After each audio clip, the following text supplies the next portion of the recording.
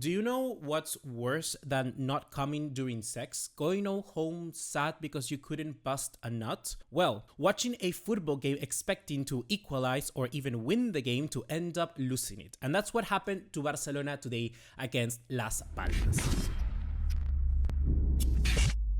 What's going on, guys? ¿Cómo están? BugaLuis here, and welcome back to another video here on the channel. And I want to get this question that I have right off my chest. Do you think that Barcelona, this is the worst defeat that they've had this season under Hansi Flick? I mean, for me it is, because it's the most nerve-wracking game I've seen, not because of the chances and whatnot, but because of what it meant. Now Barcelona, if we take a look at the La Liga table, are conceding. They are conceding first spot to Real Madrid. So look, take a look at this. Barcelona, there we are. We are first with 15 points plus a difference of 27 goals, 34 points. And Real Madrid has 2 games in hand. If they win those 2 games, whoop, guess what happens? They are in front of us now with 36 points. So everything that Barcelona has done, all the games that they have played, they have won, all the margins, all the golazos, all the incredible form of players like Raphinha, Lewandowski, Lamine Yamal, all of them combined, well, they come to absolutely nothing. Because at the end of the day, what really matters is that you get the goal through the net and you score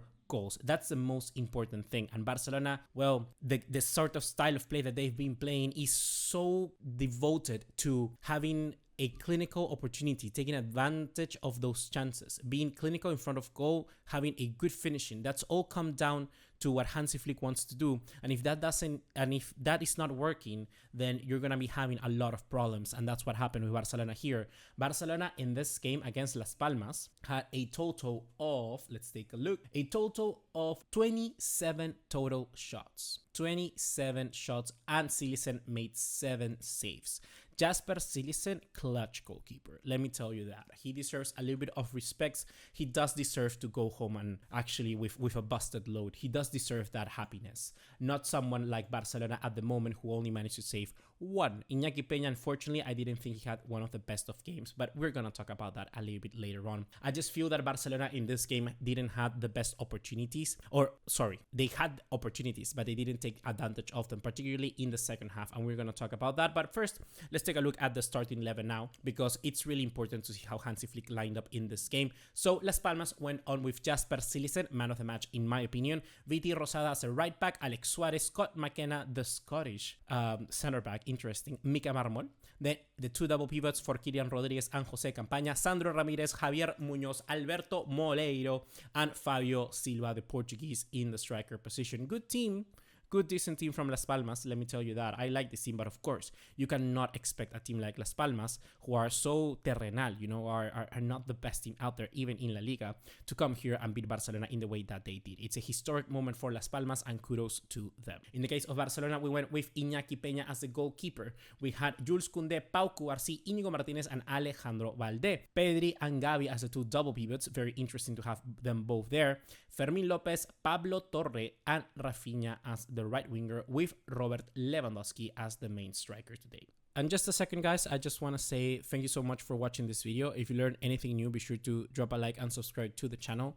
We're trying to reach 30k subscribers by the end of the year, which will be very interesting. Actually, it will be a very nice present, because not only is it the end of the year, but it's also my birthday. Yeah, I was born on the last day of the year, so that's incredible scenes. That will be amazing. I'm trying to get back into the groove of things. As you know, guys, I've always had a little bit of trouble to maintain consistency, but I'm trying my best, and hopefully that you enjoy these videos. Now with AI and all those things, I think you can do a job as a YouTuber way much faster and way much easier. So yeah, I'm trying to see how to incorporate that into my routine. But anyhow, let's get back into it. Let's start off by analyzing the lineup from Barcelona. I think that what Hansi Flick selected for this game was more than adequate from the double pivots below. I think that Gavi Pedri is what we have. Frank de Jong apparently is not as fit as we all expecting him to be. Pau Cubarsí, Jules Koundé, Íñigo Martínez, and Alejandro Valde, it's our starting back line. I mean, Gerard Martin had to come in for Alejandro Valde in the minute 26 because there was an elbow to the chest of Alejandro Valde, and left him without any sort of air, and just left him coughing, you know, trying to find that air. But that's very unfortunate. he's all good now. It's not a long-term injury by any means. We have to keep analyzing on that. But anyhow, that's the decisions that he made. And of course, Iñaki Peña, the goalkeeper that we all know right now, is being the number one for Barcelona. So far, looking at this lineup, I think it's the right things that Hansi Flick selected, the right players. But when it comes to the attacking players, Pablo Torre, Fermín López, and Raphinha. Pablo Torre, I think that if you had the possibility to play maybe Frank de Jong if he was at least 50% fit or something like that, and keep Pedri or Gavi, who are more creative players, closer to the front of the team, I think that would have been a better option. Fermín López actually in this game played a little bit more centrally. He ended up drifting a little bit wide as well to try and be that sort of false winger, half winger that Hansi Flick asked him to be. But I just feel that we were lacking a lot of creativity and certainly a lot of definition with the ball, in the sense that once the ball got to the final third, there was no resolution. There was nobody that improved the chances that we were creating, and that's a very big problem. Lewandowski had, I think, a quiet game. I think he had a little bit of a struggle, actually, with Alex Suarez and Scott McKenna. They were two very tough and rough and tumble sort of players, and that's they matched Lewandowski. I think Scott McKenna had a very good game, which is surprising for a player of his quality, but he did keep Lewandowski relatively quiet. Raphinha was overall the best player for Barcelona currently in this team. It is. I think he's having the best season of his life. He's really looking at a sharp player, and I was thinking the rise to glory of somebody like Raphinha while watching the game, it all comes down to the mentality that he has. Him wearing the armband is something that I never want to see change. I think he has to be the captain for Barcelona for right now. I'm not sweating. I just took a shower, by the way, because literally I woke up, and I pity all of us who woke up very early to watch this game. And my goodness, we end up with a loss, right? And conceding the lead, unfortunately. Raphinha, I think the creative spark that he brings to this team is very good, and the determination. He always runs for the last ball. He always tries to win every single chance that he gets. And that for me is something that is very, very valuable in a team like this, where it's full of youngsters and a team that is always struggling to, maintain that consistency throughout the games. Barcelona is a very inconsistent team when you really take a look at it, but Raphinha is the most consistent of them all, and he really sets the mark leads by example, and also leads by what he actually does on the field. It's now yet another goal for Raphinha, and he almost could have backed two with a free kick that Jasper Cillessen saved in the second half. That was a tremendous free kick that Raphinha had, and Cillessen with mano cambiada just barely saved. Particularly in this game, let's remember that Marc Casado was suspended. I think that the ball recovery of Marc Casado is an aspect to the game that we are missing quite a lot, actually, in this game as well. When we take a look at, for instance, let's take a look at Gavi, which is Gavi and Pedri. So for Gavi, let's take a look, and he had fouls. Was fouled 2 times, fouls 3 times, aerial duels 1. He only won 4 of 9. Aerial duels 1. He didn't win a single one. Whilst Pedri won in terms of duels. You're gonna see the numbers as this. Let's open Gavi and then Pedri. Pedri here, for instance, let's see, duels 1, only won 1 out of 6 ground duels and won 1 aerial duel. He has to be against a midget, because how the hell did he win that? But anyhow, this is what I mean, this aspect to the game of both Gavi and Pedri, when it comes to recovering the ball, they were not the best, and I think that we are lacking that. The ball recovery from somebody to really win the ball very high up, with high intensity, with high pressure, and then be able to turn over the team, be able to attack on the counter and be very high up on the field before Las Palmas get into defensive position.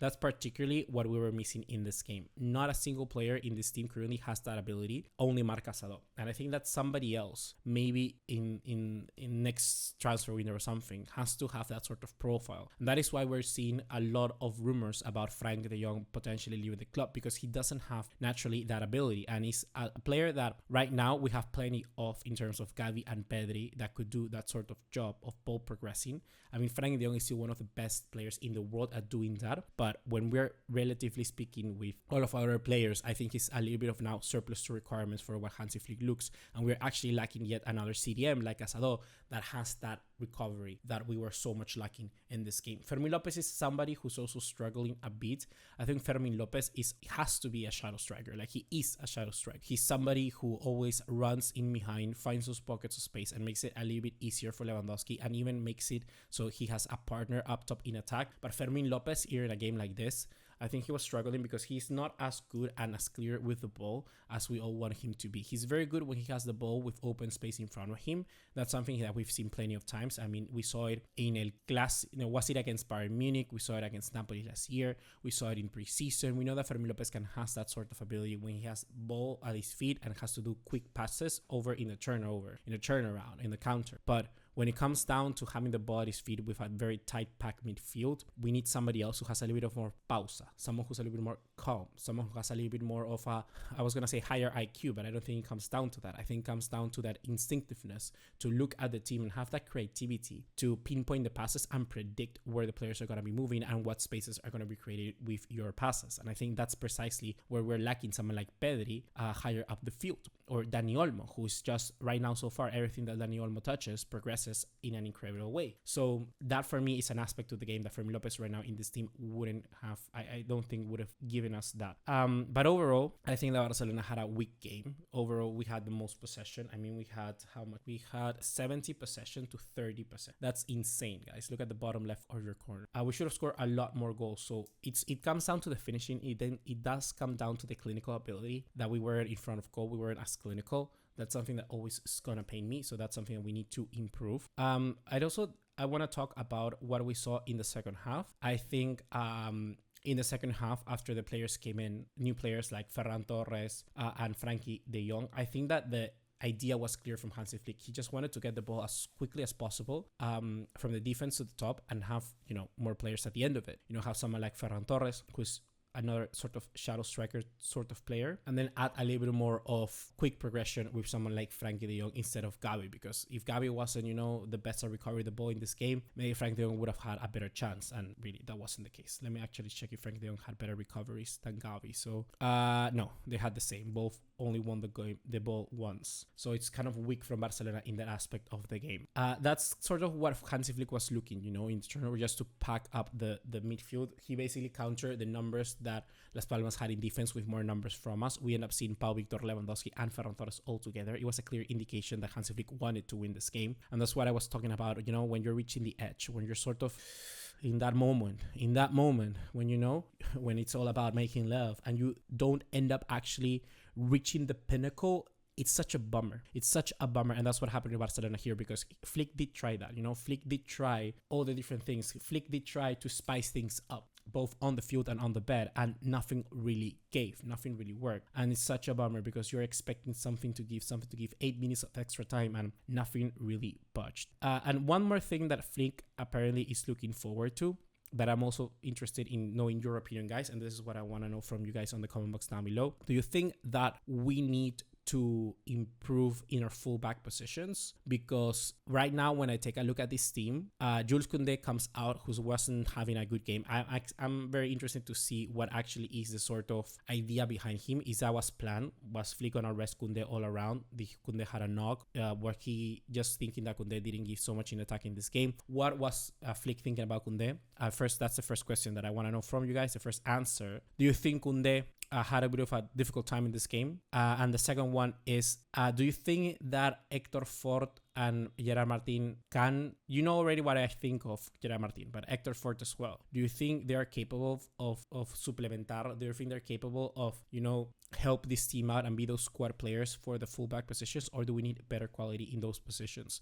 I certainly think that we need, because we lose so much when those two are not in the team. I think that was a very interesting decision to put in Héctor Fort over Koundé, particularly for a game that you needed to win it. And of course, it's unfortunate that Alejandro Valde had to be substituted off due to that injury, So I don't know. I think that we need something else. We need a bit more quality in those positions, in the fullback positions. In the fullback areas, we need to be better.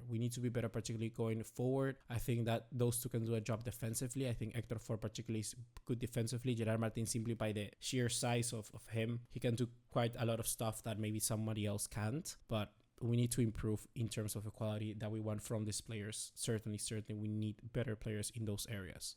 And just before I leave you guys to do whatever your heart desires during this weekend, I want to watch the goals, particularly the second one from Héctor Fort. Let's start off with this one, actually, because oh my god, it's such an unfortunate sort of scenes for a player that I like very much. So we know that Héctor Fort here is a little bit asleep. I think he's actually come down to, you could say, his fault for this goal. He's a little bit off mark. He's not precisely learning the traits of closing down in this line, and I think that might actually be why Hansi Flick is not liking Fort very much. It may not be down to his physical ability, it might not be down to how good he is as a player, how good he's defensively one-on-one, but how much he actually understands understands and sticks and learns to play, you know, the offside trap. I think that might be why he's not being selected as much, why Hector Ford is not a guarantee player for Hansi Flick. Someone that we all know that Ford, I think, is far better than someone like Gerard Martin, and maybe that's why Flick, you know, likes Gerard Martin quite a lot, because maybe he does understand this. And here's a clear indication that you can see that these players, you know, Cubarsí, Íñigo Martínez, and Gerard Martin all understand what they need to be. They all are looking, they all have the knowledge of space and time around them. But this guy, Hector Ford, does not really do, you know, does not really understand that. And after that, well, it comes down to Fabio Silva. Hector Ford doesn't really close Fabio Silva down. He could have been a little bit more, I think, more strong, more rough on the mark. That is something I certainly would have expected from someone like Jules Koundé. We did see Jules Koundé struggle in a situation like that before, so it's not particularly something that I would be too keen on criticizing Hector Ford for. And about criticism, guys, we need to mention that not always when it comes down to criticism, it's something that it's bad. You know, sometimes it's criticism because you want somebody to be better. I'm trying to find the goal from Sandro, actually, but I do not. Give me 1 second. So here's the goal from Sandro, ex-Barcelona player. I mean, this is just a really good goal. You know, I think there's nothing we can really much criticize from our players here. If we take a look at the line, I think it's very good. I think Íñigo Martínez could have closed him a little bit down. Maybe he was a little bit scared that Sandro would cut him by. But I mean, at the end of the day, you have to be a little bit more. I think the problem originates higher up the field. You take a look at this. Look at how the ball managed to find these players behind the midfield. This is the creation of the goal. And this is what I think the problem is. This is where a Casado would have been so influential. Casado would be there marking that player. There would have been an extra guy taking cover of him. And I think that is the real problem of the goal here. It's not what happened with the defense, but in the creation of the goal, this guy cannot be left unmarked. How he is able to have so much space behind our midfield. This is completely unacceptable. Take a look at this. We have Gerard Martin on the left-hand side. Then we have, I think it's Pedri, Fermin, and Jules Koundé is here. Who even is this? I think this might be Gavi, or this is Pedri. I don't know. But you just take a look at how this our midfield is left completely exposed by a simple pass. This is a guy who just simply beats the press and bang, he's fine in acres of space. And that is something that cannot happen for Barcelona, particularly when playing against better teams, because someone like a Jude Bellingham, for instance, I come to think of players that know how to read this space. Jude Bellingham. You think of somebody like a Valverde. You think of somebody like Nicolo Varela. You think of somebody like I don't know, even right now this season, Curtis Jones is very good at doing this for Liverpool. Things like this, yeah, that cannot happen if you're going to face those sides that are very, very strong. And Barcelona need to fix this ASAP, because a team like Las Palmas is able to beat your press. There's something very worrying about that. So that's going to be it right now for me, guys. Hopefully you have enjoyed this video and learned something new. Be sure to drop a like and subscribe, and I'll be seeing you very, very soon. And that's going to be it. Yeah, happy weekend. And we're going to be talking to you soon. See you in the next one. Take care. Ciao, ciao.